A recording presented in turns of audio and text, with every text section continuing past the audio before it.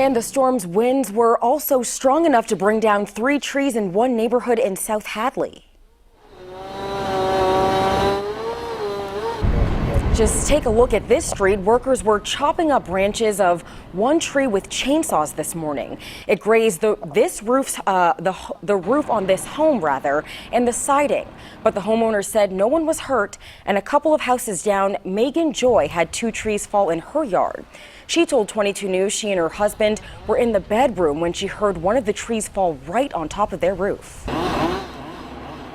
And as we came to assess what we heard outside, this big one in the front came right at the front door, and he pushed me up the stairwell because you don't know where it's coming from and what's going to happen.